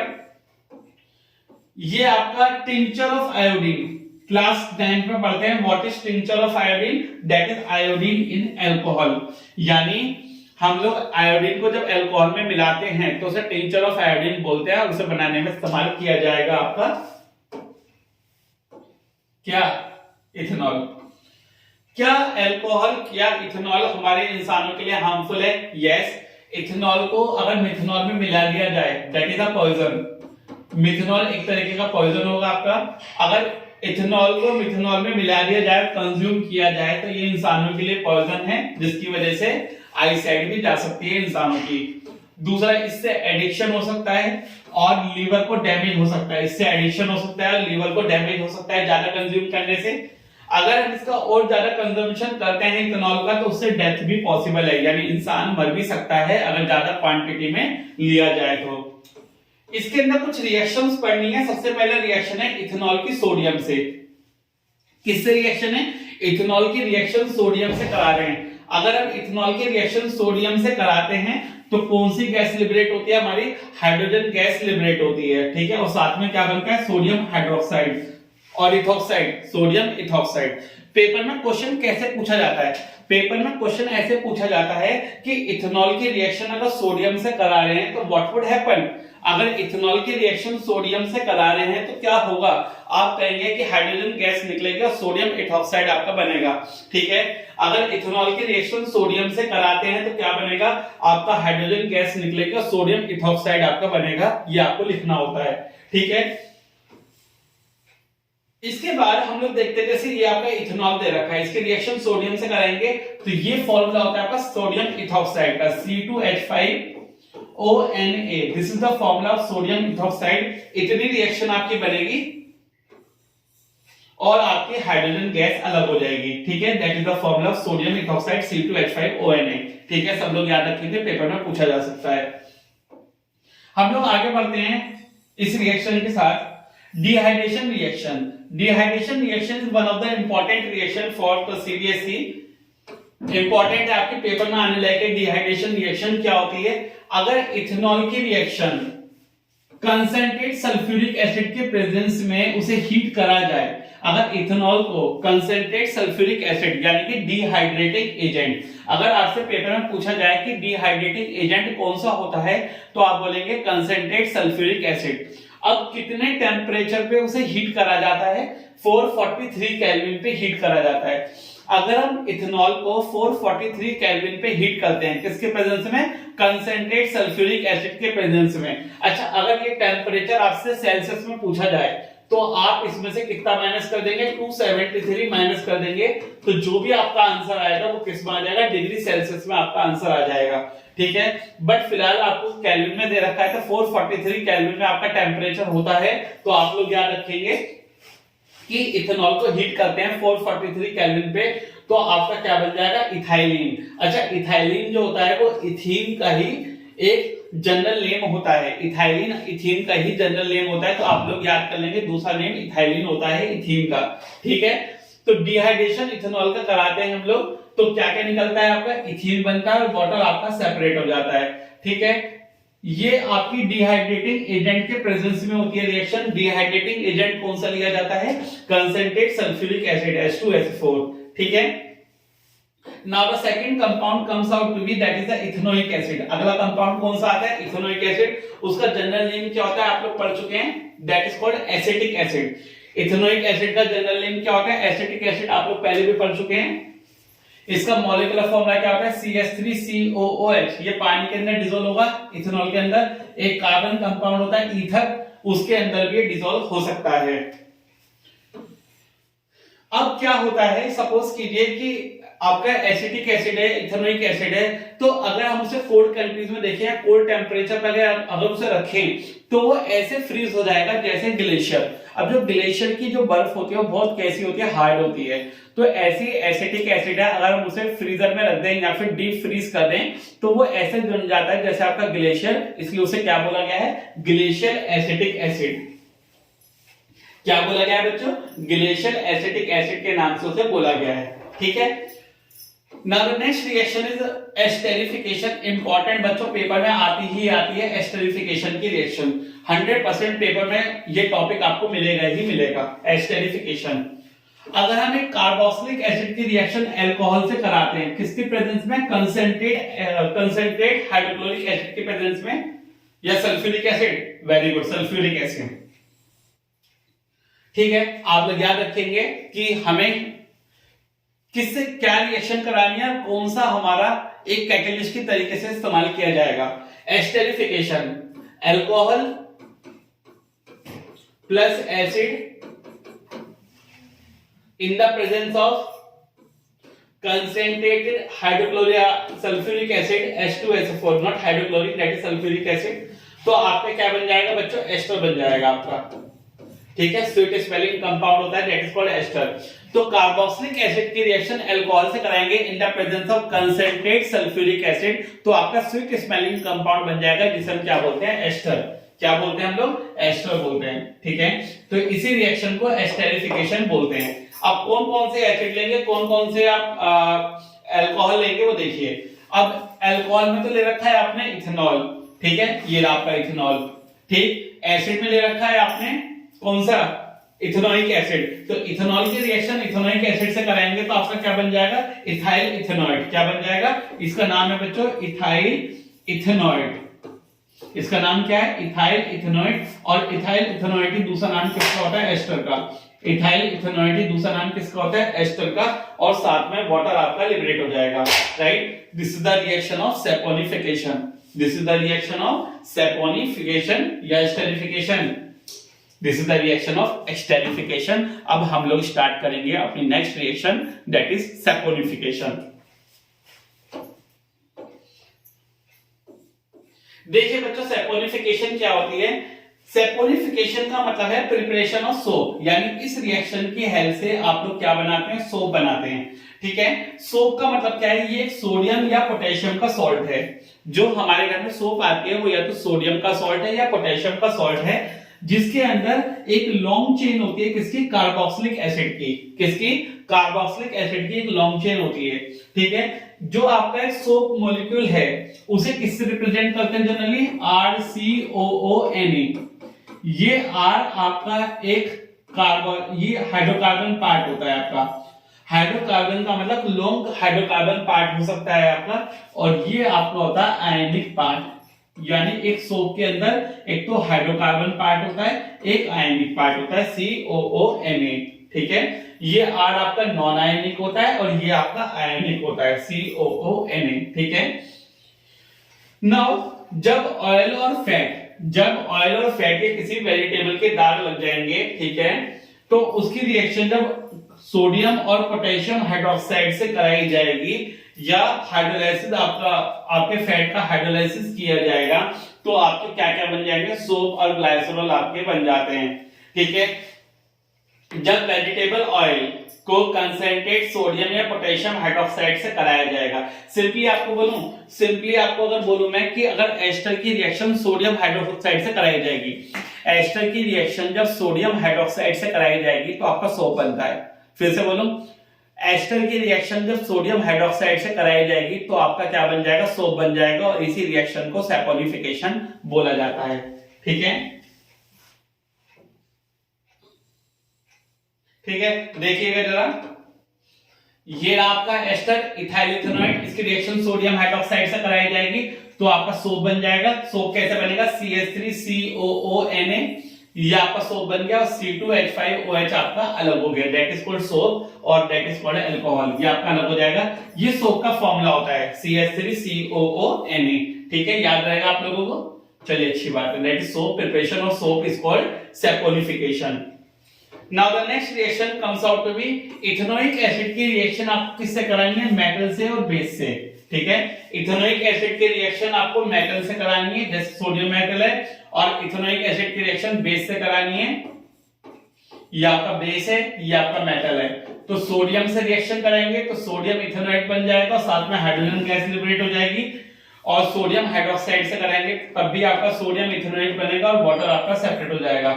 यहां पे बाय प्रोडक्ट हाइड्रोजन बनता है मेटल से रिएक्शन करने के बाद, और बेस से रिएक्शन करने के बाद जो बाय प्रोडक्ट बनते हैं वो आपका वाटर बन जाता है, ठीक है। नाउ अब आपको इथेनोइक एसिड की रिएक्शन कार्बोनेट और बाइकार्बोनेट से करानी है। कार्बोनेट का मतलब सोडियम कार्बोनेट हो सकता है या हाइड्रोजन कार्बोनेट हो सकता है आपका, और सोडियम, जैसे कार्बोनेट की बात करते हैं तो सोडियम कार्बोनेट, और बाइकार्बोनेट की बात करते हैं तो सोडियम हाइड्रोजन कार्बोनेट या सोडियम बाइकार्बोनेट आपका हो सकता है, ठीक है। ये रिएक्शन दे रखी है आपको, अभी दिखाता हूं आपको एक बार। Let me see the reaction, ये दे रखी है आपको रिएक्शन, ठीक है बच्चों। देखिए, इथेनोइक एसिड की रिएक्शन आपको सोडियम कार्बोनेट से करा रखी है, तब भी आपके ये तीन प्रोडक्ट बनेंगे, ठीक है। सोडियम इथेनॉइड बनेगा, आपका क्या बनेगा, वाटर बनेगा, कार्बन डाइऑक्साइड बनेगा। ऐसे ही आपका इथेनोइक एसिड की रिएक्शन सोडियम हाइड्रोजन कार्बोनेट से करेंगे तब भी आपके यही तीन बाय प्रोडक्ट बच्चों बनेंगे, ठीक है।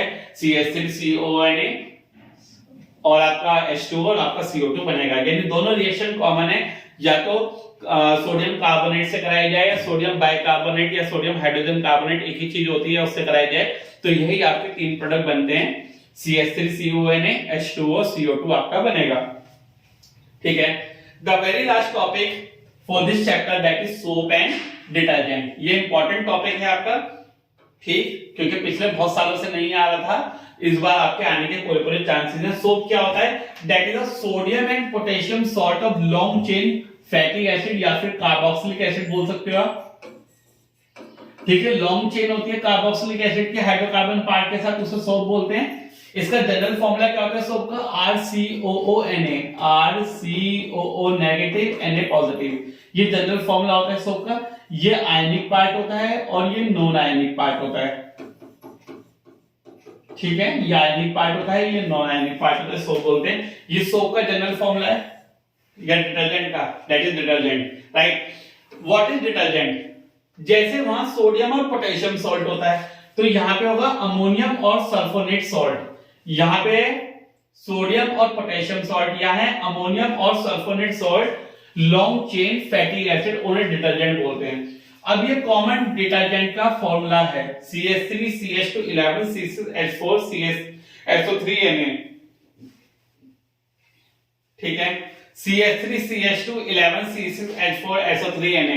आप इसका जनरल नेम, जो इसका नेम है वो मुझे याद करके बताएंगे कि इसका जनरल नेम क्या है। इसे क्या बोल सकते हैं हम, CH3 CH2 11 C6 H4 SO3 Na। ठीक है, आगे बढ़े। इसके बाद है क्लीनिंग एजेंट ऑफ सोप, यानी सोप किस तरीके से हेल्प करता है डर्ट और बैक्टीरिया को या डस्ट पार्टिकल्स को बाहर निकालने के लिए। ठीक, वो हमें पढ़ना है, जिसे हम बोलते हैं क्लीनिंग एक्शन ऑफ सोप। अब इसके बाद क्या हुआ बच्चों, जैसे हमने सोप को ऐड करा पानी में, जैसे हमने सोप डाला पानी में, जब डिटर्जेंट को मिलाया पानी में, जो सोप के मॉलिक्यूल हैं वो अपने आप को अरेंज कर लेते हैं, वो अपने खुद को अरेंज कर लेते हैं, क्या बनाने के लिए, माइसेल। ठीक है, माइसेल क्या होता है, जैसे लेदर है, लेदर क्या होता है आपके झाग, तो खुद को छोटे छोटे स्फेरिकल मॉलिक्यूल बन जाते हैं पानी के अंदर जाने के बाद, जिसे हम क्या बोलते हैं, लेदर या फिर माइसेल। ठीक है, अब हुआ क्या, ये आपका एक कौन सा पार्ट है, ये आपका एक जनरली सोप मॉलिक्यूल आपको दिखा रखा है डायग्रामेटिकली, ये इसकी टेल होती है और ये इसका हेड होता है। ठीक है, ये टेल है, ये हेड है। ठीक है, जो हेड होता है वो आयनिक पार्ट होता है, यानी COO नेगेटिव Na पॉजिटिव। जो टेल पार्ट होता है वो हाइड्रोकार्बन पार्ट होता है,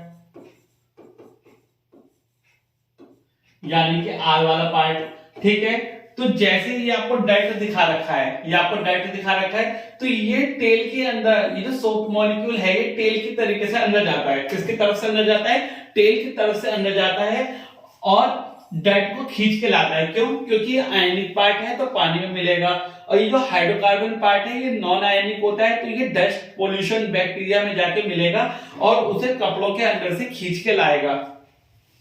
जो नॉन पोलर हाइड्रोफोबिक पार्ट है, यानी कि इस वाले पार्ट की बात हो रही है, टेल की, टेल पार्ट की बात हो रही है, टेल की, जो सोप मॉलिक्यूल है वो डर्ट को अट्रैक्ट करेगा, फैब्रिक, जो भी फैब्रिक पे लगा हुआ है। और जो पोलर हाइड्रोफिलिक पार्ट है, अच्छा इसे बोलते हैं हाइड्रोफोबिक। क्या बोलते हैं टेल वाले को, हाइड्रोफोबिक। ठीक है, फिर से लिख दूं आपके लिए,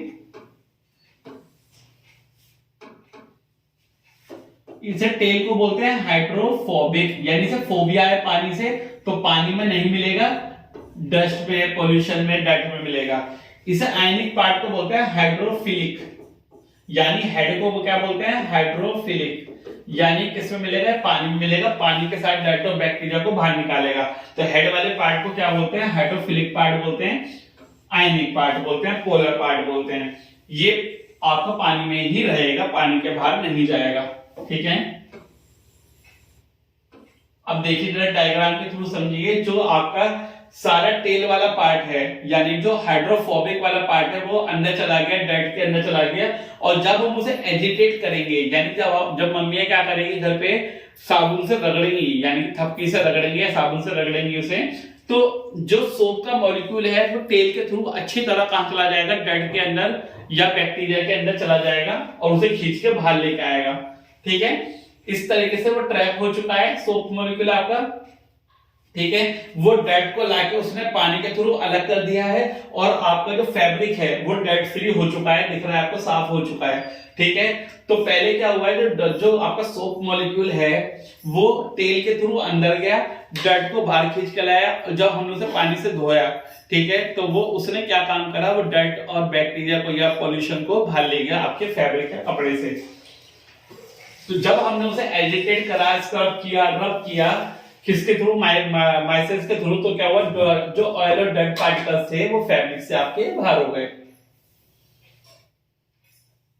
now the next topic comes out to be hard water and soft water. Important है, कभी कभी डिफरेंस आ जाता है पेपर में हार्ड वाटर और सॉफ्ट वाटर के ऊपर, तो आप लोग पढ़ लेंगे। तो जिस पानी के थ्रू लेदर नहीं बनता, झाग नहीं बनते, जिस पानी के थ्रू लेदर नहीं बनता, झाग नहीं बनते, उस पानी को क्या बोलते हैं, हार्ड वाटर बोलते हैं। और जिसमें लेदर आसानी से बन जाता है उस सोप को क्या बोलते हैं, उस सोपी वाटर को क्या बोलते हैं हम लोग, सॉफ्ट वाटर। ठीक है, जिस पानी में झाग आसानी से बन जाते हैं, लेदर आसानी से फॉर्म हो जाते हैं, उसे सॉफ्ट वाटर बोलते हैं। जिसमें नहीं बन पाते उसे हार्ड वाटर बोलते हैं। हार्डनेस का मतलब क्या है कि उसके अंदर या तो बाइकार्बोनेट्स या क्लोराइड्स या सल्फेट प्रेजेंट होते हैं, कैल्शियम के या मैग्नीशियम के। जैसे magnesium carbonate, magnesium chloride, magnesium sulphate, calcium carbonate, calcium chloride, calcium sulphate present होता है, जिसकी वजह से सोप उसके अंदर वर्क नहीं कर पाता है। जब सोप को हार्ड वाटर में ऐड करते हैं तो जो कैल्शियम और मैग्नीशियम के जो आयंस हैं हार्ड वाटर के, वो सोप के साथ रिएक्ट करते हैं और इनसॉल्युबल यानी कुछ ऐसा कंपाउंड बना देते हैं, कर्डी व्हाइट प्रेसिपिटेट, यानी सोप उसके अंदर डिसॉल्व नहीं हो पाएगा और कैल्शियम और मैग्नीशियम के कुछ कंपाउंड बन जाते हैं फैटी एसिड को जोड़ के। जैसे ये सिंपल सोप का फॉर्मूला होता है C17H35COONA, इसकी रिएक्शन मैग्नीशियम क्लोराइड और कैल्शियम क्लोराइड से कराई गई, जो कि हार्ड वाटर के अंदर प्रेजेंट थे। किसके अंदर प्रेजेंट थे? हार्ड वाटर के अंदर प्रेजेंट थे। ये मेरा सोप मॉलिक्यूल है, ये मेरे मॉलिक्यूल हार्ड वाटर के अंदर प्रेजेंट थे, तो ये मैग्नीशियम जाके इसके साथ जुड़ गए, ये कैल्शियम जाके इसके साथ जुड़ गए, ठीक है। इन्होंने सोडियम क्लोराइड को अलग कर दिया, तो हुआ क्या, ये जाके सोप पे चिपक गए, ये भी जाके सोप पे चिपक गए, तो क्या होगा, क्या ये काम करने देंगे सोप को? नहीं करने देंगे, ठीक है। तो इस वजह से हमारा एक व्हाइट कर्डी प्रेसिपिटेट बन जाता है और आपका सोप फॉर्मेशन नहीं हो पाता है, ना ही वो ठीक से क्लीनिंग एक्शन कर पाता है।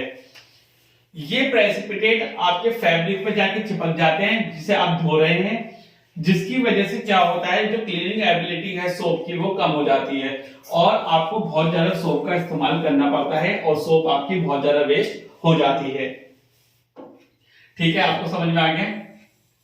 अब इसके बाद एक इंपॉर्टेंट टॉपिक है जो आपका पेपर में आ सकता है, difference between soaps and detergent. Soap और डिटर्जेंट में क्या डिफरेंस है, एज इट इज आपको लर्न करना है, डिक्टो आपके पेपर में आ सकता है।